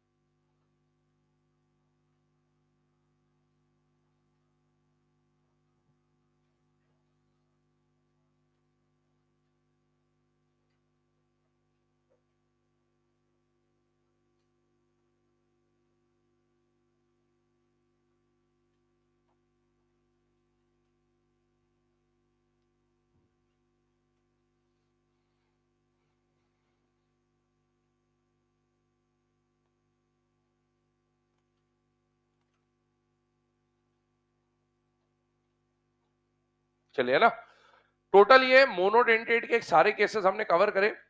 अब आगे बढ़ते हैं इसके बाद बाइडेंटेट पे। कोऑर्डिनेशन नंबर 6 में अगर बेटा बाइडेंटेट की कहानी आ जाती है आपको, तो वैसे तो बाइडेंटेट की बहुत सारी पॉसिबिलिटीज बनती है, लेकिन एनसीईआरटी में 2 या 3 कॉम्प्लेक्स दे रखे हैं, हम लोग 4 कॉम्प्लेक्स यहां पर टोटल पढ़ रहे होंगे। अब कहानी समझना, बाइडेंटेट का जब भी क्वेश्चन आएगा ना कोऑर्डिनेशन नंबर 6 में, तो ध्यान सुनना, आपको कॉम्प्लेक्स में जनरली 2 या 2 से ज्यादा बाइडेंटेट मिलेंगे। कितने बाइडेंटेट मिलेंगे? 2 या 2 से ज्यादा। 2 या 2 से ज्यादा का कहने का मतलब है 2 या 3 मिलेंगे, है ना। 2 से ज्यादा का मतलब है 3 ही बाइडेंटेट हो सकते हैं, क्योंकि 3 बाइडेंटेट मिलकर कितनी जगह काट लेंगे? 6 जगह। तो जब भी आपको बाइडेंटेट की कहानी मिलेगी कोऑर्डिनेशन नंबर 6 में, तो जनरली 2 या 2 से ज्यादा बाइडेंटेट मिलेंगे। अब 2 या 2 से ज्यादा बाइडेंटेट मिलेंगे तो उसकी कहानी अभी आपको थोड़ी देर में बताता हूं। पहला एग्जांपल हम लोग यहां पर लेते हैं, उसमें ऑप्टिकल कैसे चेक करना होता है वो बताता हूं। मान लीजिए आपको एग्जाम में एक कॉम्प्लेक्स दिया गया और वो कॉम्प्लेक्स कुछ इस टाइप का है, MAA3 फॉर एग्जांपल। आपको दिया CO EN3 इस तरह का कोई कॉम्प्लेक्स दिया, अपन ने इस कॉम्प्लेक्स को देखा एम, ये बाइडेंटेट है, बाइडेंटेट में दो कैटेगरी थी, सिमेट्रिकल बाइडेंटेट और एसिमेट्रिकल। सारे बाइडेंटेट सिमेट्रिकल थे, केवल ग्लाइसिनेटो एसिमेट्रिकल। तो ये तो सिमेट्रिकल है, तो एम ए 3 टाइप का कॉम्प्लेक्स बन गया। अब आप देखो बाइडेंटेट में हम लोग ब्रैकेट नहीं बनाते थे, बाइडेंटेट में हम लोग डायरेक्ट सॉल्व करते थे स्ट्रक्चर से। कितने बाइडेंटेट है? 3। हर बाइडेंटेट के दोनों काटने वाले एटम पास पास होने चाहिए। तो बेटा एक बाइडेंटेट के दोनों काटने वाले एटम पास पास, अगले बाइडेंटेट के भी दोनों काटने वाले एटम पास पास, अगले बाइडेंटेट के भी दोनों काटने वाले एटम पास पास। ये डायग्राम बन गया। अब आपको जीआई और ओआई चेक करना है, तो याद करो जीआई के लिए क्या बताया था, एक को फिक्स करो दूसरे को फ्लिप करो। अब यहां पर 3 है तो 2 को फिक्स कर दो, एक को फ्लिप कर दो, कोई चेंज नहीं आया। 2 को फिक्स कर दो, एक को फ्लिप कर दो, कोई चेंज नहीं आया। 2 को फिक्स कर दो, एक को फ्लिप कर दो, कोई चेंज नहीं आया। इसका मतलब है यहां पर कुछ भी चेंज नहीं आ रहा, कुछ भी चेंज नहीं आ रहा, मतलब ये ज्योमेट्रिकल आइसोमेरिज्म शो नहीं करेगा। अगली बात आती है ऑप्टिकल आइसोमेरिज्म की। ऑप्टिकल आइसोमेरिज्म के लिए क्या करना होता है, प्लेन ऑफ सिमेट्री ढूंढनी होती है। बताइए इसमें प्लेन ऑफ सिमेट्री है या नहीं है?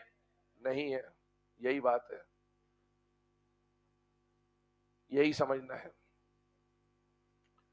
ये ऑप्टिकली एक्टिव है, पहले मैं लिख देता हूं फिर समझने की बात करते हैं। अभी मान लेते हैं ये ऑप्टिकली एक्टिव है ना, कैसे हुआ देखते हैं।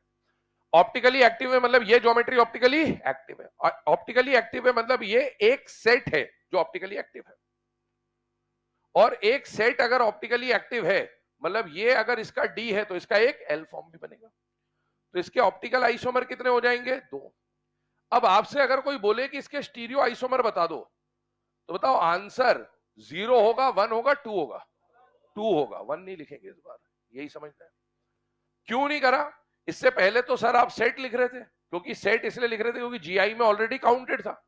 इसमें तो जीआई में आपने कुछ काउंट किया ही नहीं है, तो इसीलिए इस बार ये दोनों इसमें काउंट होंगे, और इसीलिए ऑप्टिकल आइसोमर भी 2 और स्टीरियो आइसोमर भी 2, क्योंकि जीआई में आपने कोई भी काउंट नहीं करा, मतलब कुछ रिपीट नहीं हो रहा है पहली बार। अब सर ये ऑप्टिकली एक्टिव कैसे हुआ, कारण समझना, ध्यान से सुनना इस पॉइंट को।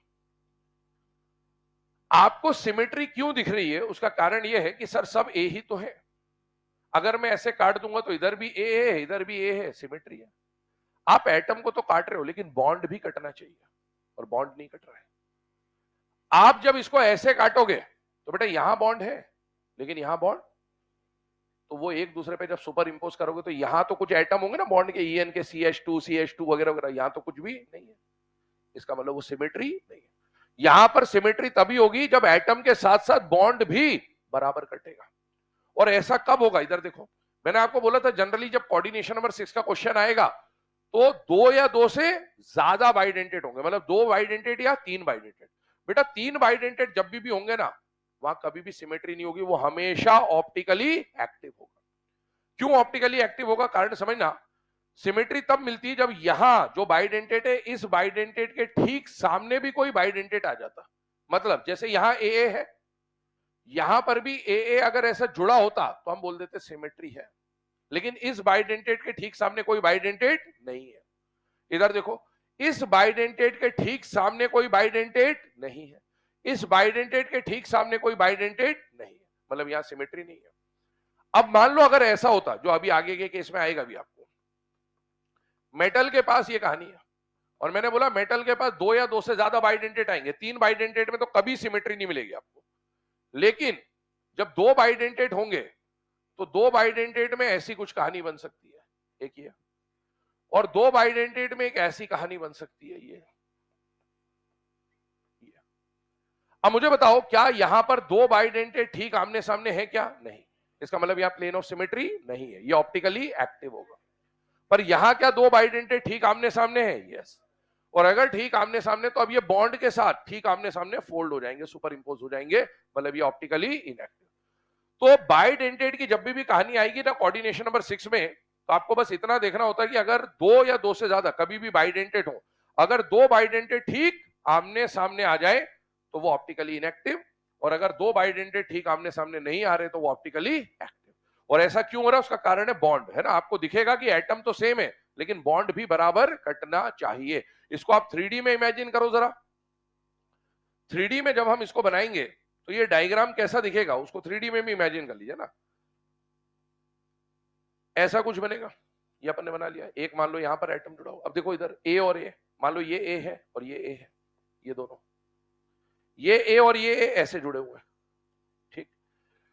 एक ए ऊपर वाला और एक ए साइड वाला, ये ऊपर वाला और ये साइड वाला ऐसे जुड़ा हुआ है, एक बॉन्ड ऐसा जुड़ा है, एक बॉन्ड ऐसा जुड़ा है और ये ऐसे जुड़ा है।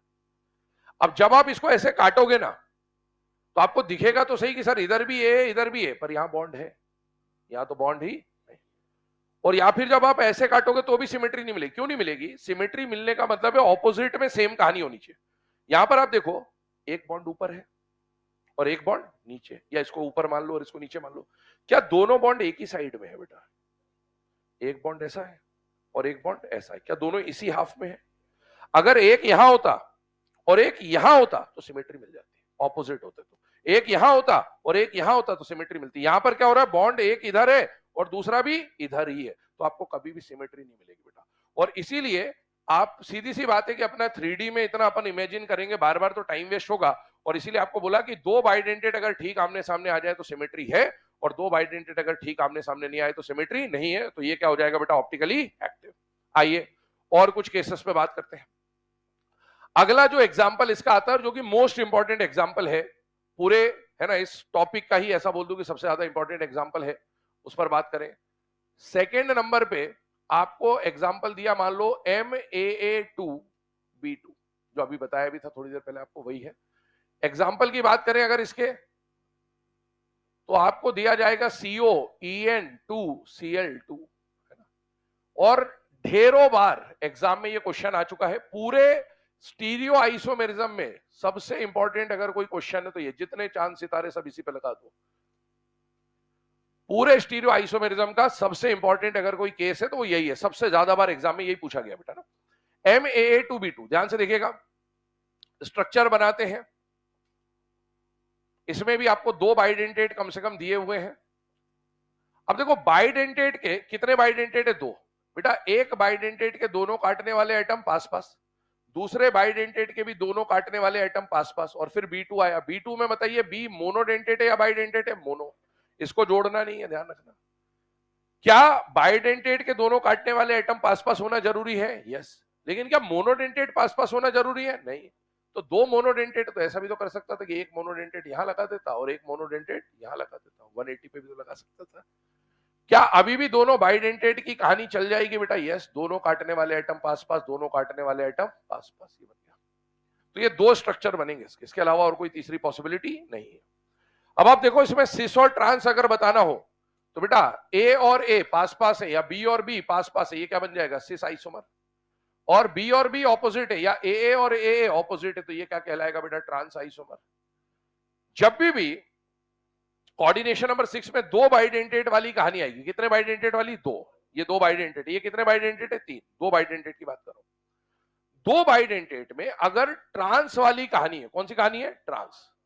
तो दो बाइडेंटेट में ट्रांस वाली कहानी हमेशा ऑप्टिकली इनएक्टिव, क्योंकि ट्रांस आने का मतलब है वहां पर आपको प्लेन ऑफ सिमेट्री मिलेगा।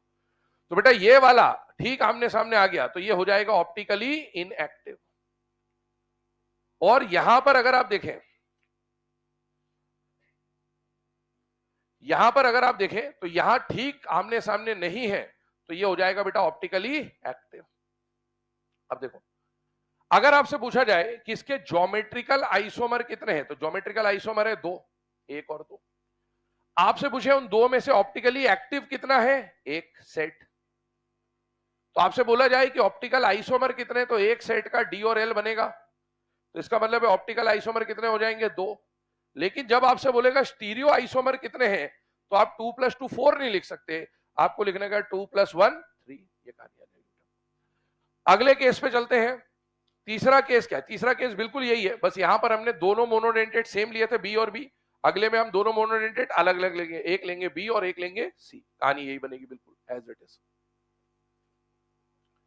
MAA2 और यहां पर आ गया बी और यहां पर आ गया सी, है ना, ये कहानी बन जाएगी। एग्जाम्पल की बात करें, मान लो आपको दे दिया COEN2 और यहां दे दिया Cl और यहां दे दिया Br, इस तरह का कोई आपके सामने कॉम्प्लेक्स आ गया, तो ये MAA2BC टाइप का कॉम्प्लेक्स है।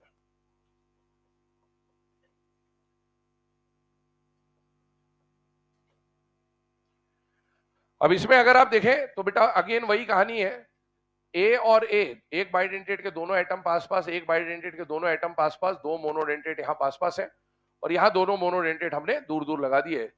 तो एक बाइडेंटेट के दोनों एटम पास पास, एक बाइडेंटेट के दोनों एटम पास पास, ये बन गया। अब इसमें भी देखें तो पहला वाला कहलाएगा सिस और दूसरा वाला कहलाएगा बेटा ट्रांस।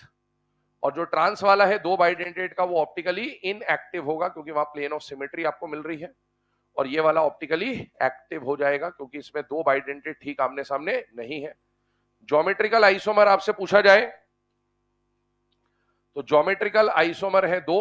ऑप्टिकल आइसोमर की बात करेगा तो ऑप्टिकल आइसोमर वन सेट है। वन सेट कहने का मतलब that is 1 into 2 that is equal to 2 isomer. लेकिन जब स्टीरियो पूछेगा तो स्टीरियो का आंसर आ जाएगा 2 + 1 that is equal to 3।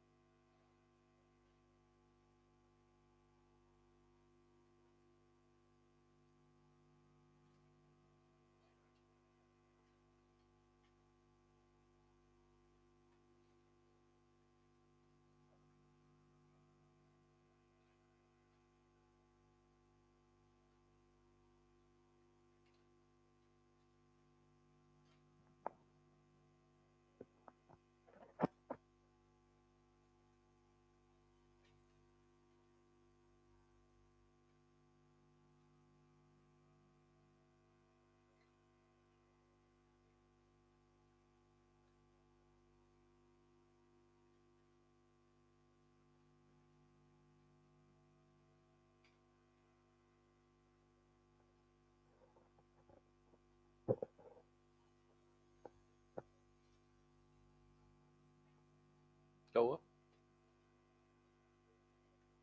Whole, ठीक है, ये लिख ले बाजू वाला Gi2OI वन सेट है ना, सेकंड वाला जो है वही आंसर है उसके। होल कंप्लीट हो गया।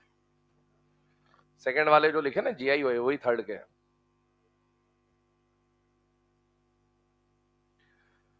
चलिए है ना। अब ये जो तीन केस अभी हमने पढ़े, इसके बाद एक चौथा, एक लास्ट केस और हम यहाँ पर पढ़ रहे होते हैं। यहाँ पर आप देखिए जो भी बाइडेंटेट हमने लिए थे वो सिमेट्रिकल थे। एक केस आता है जब तीनों बाइडेंटेट कैसे आ जाए, एसिमेट्रिकल। तो आइए अब उस केस के ऊपर चलते हैं। मान लीजिए आपको 4th नंबर पे जो केस दिया गया वो है MAB3। बेटा ये बाइडेंटेट सिमेट्रिकल है या एसिमेट्रिकल है? एसिमेट्रिकल। और एसिमेट्रिकल वाला एक ही एग्जाम्पल था और वो कौन था बेटा? ग्लाइसिनेटो।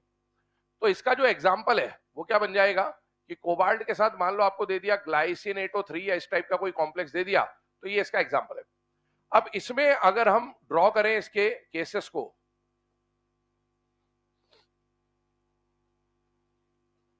ठीक, एक बाइडेंटेट के दोनों एटम पास पास, एसिमेट्रिकल इसलिए ए बी, एसिमेट्रिकल इसलिए ए बी और एसिमेट्रिकल इसलिए ए बी, है ना। एक बाइडेंटेट के दोनों एटम पास पास। अब देखो इसमें मान लो आपने ये फिक्स किया। अब इसमें देखो शफलिंग कैसे होगी, दो को फिक्स किया, एक को फ्लिप कर दिया।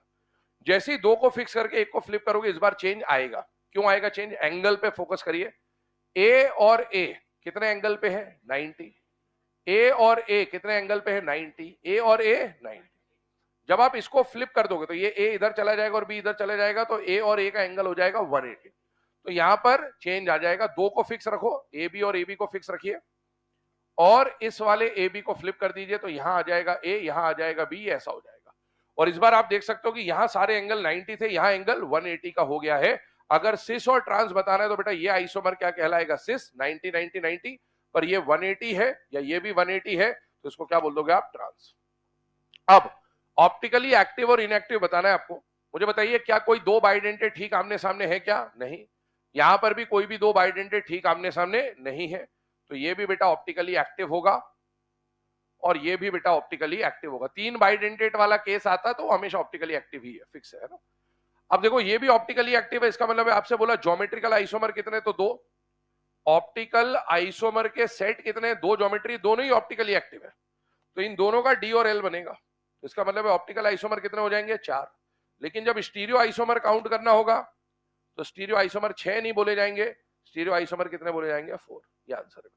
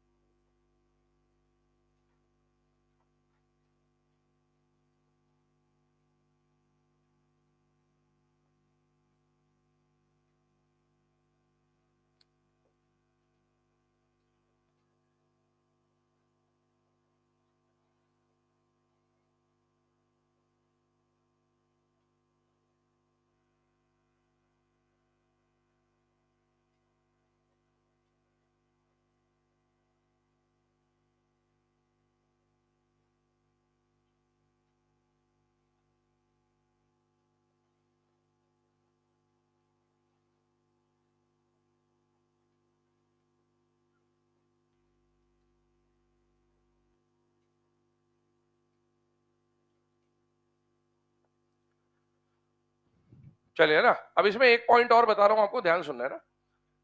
आप इस फर्स्ट वाले केस को देखिएगा, ये जो फर्स्ट वाला केस हमने देखा था, इसमें जीआई कितने आ रहे थे बेटा, 0। और क्या ये ऑप्टिकली एक्टिव था या नहीं था। मान लो आपको एग्जाम है ना, मतलब ये छोटे छोटे पॉइंट है, लेकिन अगर ये अपने दिमाग में क्लिक होते हैं ना, तो एग्जाम में बहुत सारे क्वेश्चन अपन इजीली कर सकते हैं। जैसे फॉर एग्जाम्पल मैं आपको बोलूं, एग्जाम में क्वेश्चन दिया, एक कॉम्प्लेक्स दिया या क्वेश्चन दिया, which of the following complex does not exhibit geometrical isomerism but is optically active. तो बेटा जो जीआई ना दिखाता हो और ओआई दिखाता हो, आप देखोगे ऐसे केस आपको दिखेंगे ही नहीं। पर क्या ये ऐसा केस है जो जीआई नहीं दिखाता, ओआई दिखाता है? यस, ऐसे दो ही केस है। कितने केस है, दो। एक तो ये रहा, दूसरा टेट्राहेड्रल कायरल सेंटर, उसमें भी जीआई नहीं था, ओआई था। आपसे कभी ऐसा आ जाए कि जीआई नहीं दिखाता, ओआई दिखाता, दो ही आंसर होते हैं, या तो MABCD होगा टेट्राहेड्रल, और या फिर MAA3 होगा, फिक्स है। मतलब ये आंसर, मतलब ये छोटे छोटे पॉइंट है, आपको ज्यादा सॉल्व नहीं करना पड़ेगा। अगर ये छोटा पॉइंट अपने दिमाग में कि जीआई नहीं दिखाता, ओआई दिखाता है, एक आंसर ये है और एक टेट्राहेड्रल का कायरल सेंटर, तो अपना काम आसान हो जाता है ना। आइए इधर अब क्वेश्चंस के ऊपर बात करते हैं, इस पे कैसे कैसे क्वेश्चन फ्रेम हो सकते हैं। क्वेश्चन बोल रहा हूं, लिखेगा। पहला question, which of the following complex, क्या हो गया, कौन पुकार रहा है, क्या हुआ, बोलो, कुछ परेशानी है, अरे कुछ प्रॉब्लम है तो बताओ। लिखा नहीं, क्या नहीं लिखा, ये लिखा तो है सामने, और क्या लिखना था, यही तो लास्ट स्लाइड थी बेटा, वो पहले वाली तो पहले लिखनी थी। Which of the following complex, नहीं लिखी तो बाद में लिख लेना, कोई दिक्कत नहीं, स्लाइड मिल ही जाएगी वैसे तो। अब लिखो, है ना, which of the following complex does not exhibit stereoisomerism, does not exhibit stereoisomerism and is tetrahedral, and is tetrahedral।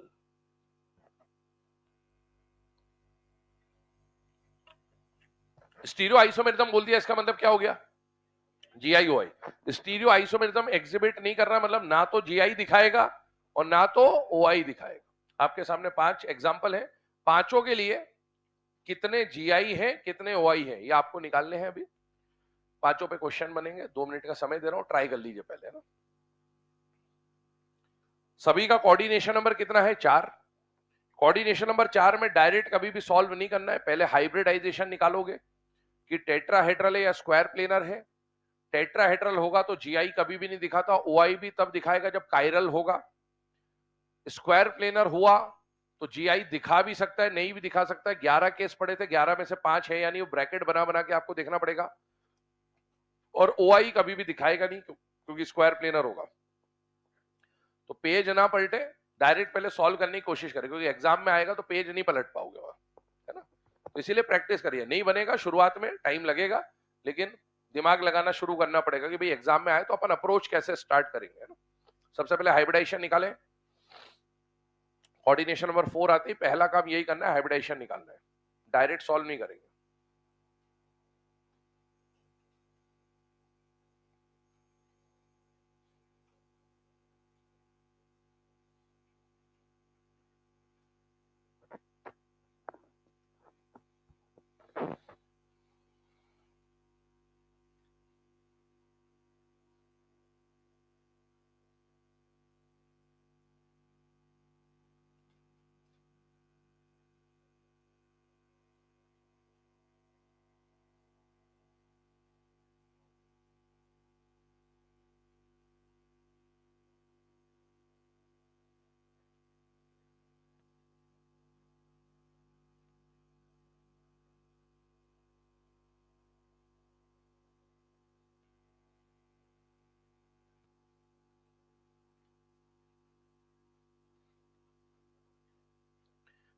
चलिए, है ना, यहां पर फोकस करिएगा। सबसे पहले वाले कॉम्प्लेक्स की बात करें, इसका जब आप हाइब्रिडाइजेशन निकालोगे तो क्या आ जाएगा बेटा? sp3। और sp3 का मतलब क्या हो गया? टेट्राहेड्रल। अब ध्यान सुनते जाना, समझते जाना ना। sp3 टेट्राहेड्रल, बेटा याद करो, टेट्राहेड्रल में शफलिंग करने पर क्या एंगल चेंज होता था या नहीं होता था? नहीं होता था। मतलब ये जीआई शो नहीं करेगा, तो जीआई 0। टेट्राहेड्रल के तो फिक्स बात है, जीआई दिखाता ही नहीं है। क्या ये टेट्राहेड्रल में कायरल वाला है या बिना कायरल वाला है? बिना कायरल, तो मतलब ये ओआई भी नहीं दिखाएगा, तो जीआई 0, ओआई 0, ये इसका आंसर है बेटा। अगले पे आइए, NiCN4 हाइब्रिडाइजेशन निकालोगे, DsP2 आएगा। DsP2 मतलब स्क्वायर प्लेनर, DsP2 मतलब स्क्वायर प्लेनर। और स्क्वायर प्लेनर का ये केस कौन सा है बेटा? MA4 वाला। MA4 याद करो, ना तो जीआई दिखाता है ना ही ओआई दिखाता है। क्यों नहीं दिखाता? याद करो, स्क्वायर प्लेनर में कितने डायगोनल बनते थे? 2। तो 2 ब्रैकेट बनेंगे, और A4 का मतलब है AA। कितनी भी शफलिंग करो कोई चेंज नहीं आएगा, तो जीआई नहीं दिखाएगा, ओआई तो दिखाता ही नहीं क्योंकि प्लेनर है। PTNS3 टू Cl2 कल पढ़ा था, सिस्प्लैटिन ट्रांसप्लैटिन, तो ये भी DsP2 है बेटा, और ये भी स्क्वायर प्लेनर है। स्क्वायर प्लेनर में ऑप्टिकल आइसोमेरिज्म कभी भी पॉसिबल नहीं होगा, है ना। जीआई की पॉसिबिलिटी हो भी सकती है और नहीं भी हो सकती। आइए चेक करें, क्या ये MA2B2 है बेटा? यस। तो A2B2 का मतलब है A2B2। शफलिंग करेंगे तो AB और AB बनता था, तो इसके ज्योमेट्रिकल आइसोमर कितने हैं? 2। अगले पे आइए, NiFClBr, इसका हाइब्रिडाइजेशन निकालोगे तो क्या आएगा बेटा? sp3। sp3 टेट्राहेड्रल है बेटा ये, और sp3 टेट्राहेड्रल में अगर आप देखोगे तो बेटा टेट्राहेड्रल में जीआई तो कभी भी पॉसिबल नहीं है, ओआई की पॉसिबिलिटी होगी क्योंकि ये कायरल सेंटर है बेटा। इसके बाद अगर आ जाए अगले वाले पे, तो ये भी देखने में MABCD है, लेकिन ये DsP2 है। DsP2 है, टेट्राहेड्रल नहीं है, ये स्क्वायर प्लेनर है। और स्क्वायर प्लेनर में ऑप्टिकल आइसोमेरिज्म कभी भी पॉसिबल नहीं है। जीआई की पॉसिबिलिटी आपको देखनी है, क्या ये MABCD है बेटा? यस। और MABCD कल पढ़ा था, 2 सिस और 1 ट्रांस। एक बार A के सामने B, A के सामने है ना C, A के सामने D, तो इसके 3 ज्योमेट्रिकल आइसोमर बनते थे बेटा। Number of geometrical isomers will be 3। अब आपसे जो क्वेश्चन पूछा गया है उसमें देखिए, सबसे पहले क्या बोला है आपको कि स्टीरियो आइसोमेरिज्म नहीं दिखाना चाहिए, मतलब ना जीआई दिखाए ना ओआई दिखाए। ऐसे कितने केस हैं? 2 ही हैं, पर आपको बोला है कैसा होना चाहिए? टेट्राहेड्रल। तो एक ही आंसर बेटा, कौन सा? First. First is the answer. Second question लिखे ना, ऑप्शंस यही रहेंगे, सभी पे एक एक टाइप के क्वेश्चन बनवा दे रहा हूं। सेकंड क्वेश्चन लिखे, which of the following complex does not exhibit stereoisomerism? Which of the following complex does not exhibit stereoisomerism but is planar? But is planar. क्या हो जाएगा answer?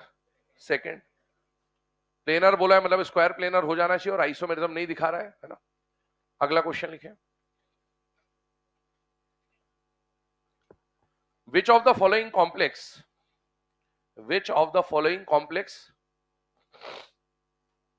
is optically active? Which of the following complex is optically active? Correct answer कौन सा हो जाएगा? Fourth. एक ही option है जो ऑप्टिकल आइसोमेरिज्म दिखा रहा है, MABCD टेट्राहेड्रल. Option number 4. देखो एक बात समझना, ऑप्टिकल आइसोमेरिज्म का जब क्वेश्चन आया तो कोऑर्डिनेशन नंबर 6 की तो बात हमने कर ही ली. 4 में सीधा सीधा एक कंक्लूजन है. 4 में ऑप्टिकल आइसोमेरिज्म होता ही नहीं है. 4 में क्योंकि याद करो स्क्वायर प्लेनर तो दिखाता ही नहीं कभी, और टेट्राहेड्रल भी नहीं दिखाता, केवल एक बार दिखाता है. कब? कायरल. तो 4 में OI होता ही नहीं है. 4 में OI होता ही नहीं है, केवल कायरल टेट्राहेड्रल OI दिखाएगा, बाकी कोई OI नहीं दिखाता 4 में. सीधे बस ये बात ढूंढनी होती है आपको ऑप्टिकली एक्टिव के लिए ना. अगला क्वेश्चन बोल रहा हूं, लिखिएगा.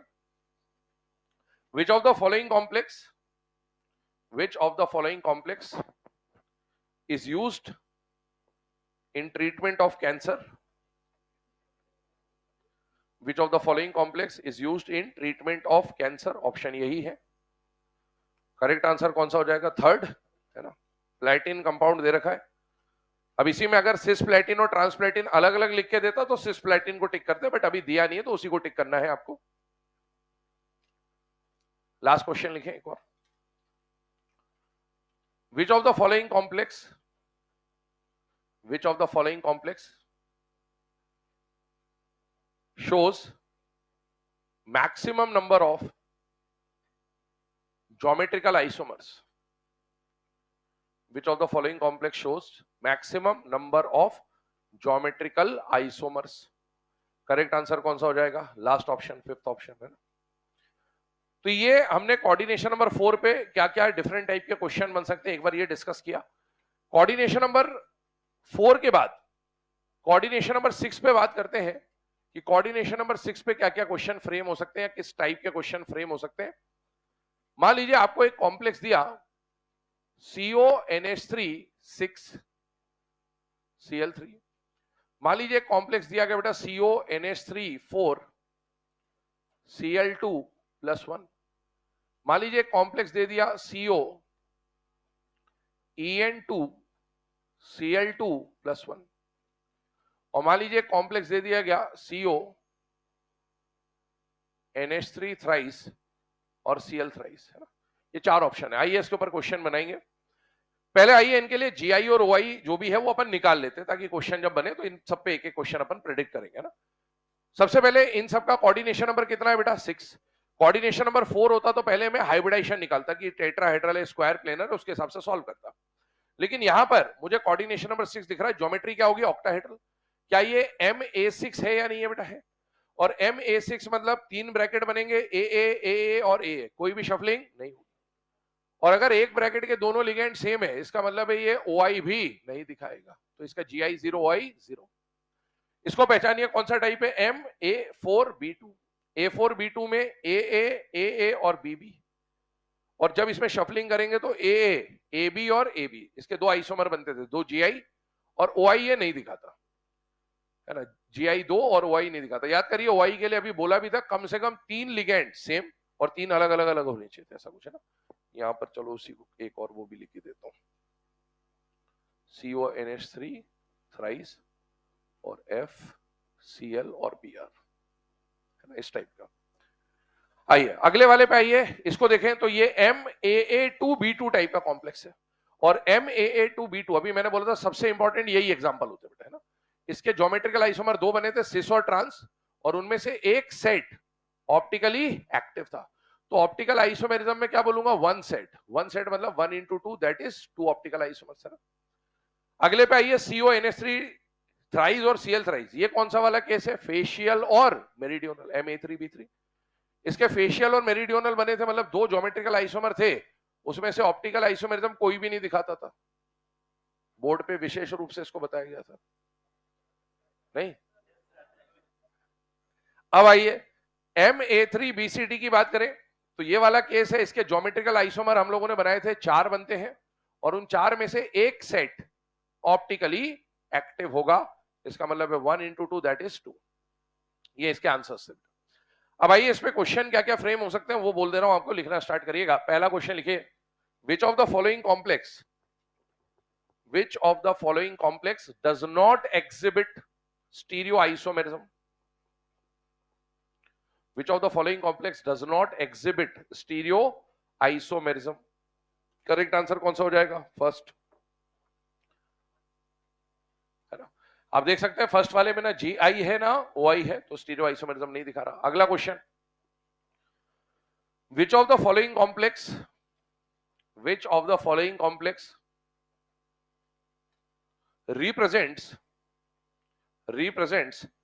facial and meridional isomerism? Which of the following complex represents facial and meridional isomerism? Correct answer कौन सा हो जाएगा? बताओ। दो ऑप्शन है इसके, डी और ई। मैंने बोला था A3, अगर यहां भी A3 है तो ये भी फेशियल और मेरिडियोनल दिखा सकता है ना? बट अपने को अगर एक ही सिलेक्ट करना होगा तो हम किसके साथ जाएंगे? डी के साथ, है ना? A3B3 जो एनसीईआरटी में मेंशन्ड है। तो करेक्ट आंसर अभी एक सिलेक्ट कर रहे हैं इसलिए डी है ना? अगला क्वेश्चन लिखे, which of the following complex is optically active? Which of the following complex is optically active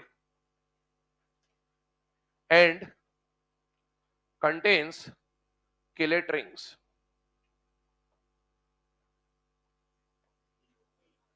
अब ऑप्टिकली एक्टिव तो दो है, सी वाला भी और डी वाला भी, लेकिन आपको बोला किलेट रिंग होनी चाहिए। किलेट रिंग के लिए मोनोडेंटेड चाहिए या पॉलीडेंटेड? तो अभी आंसर एक ही होगा, सी।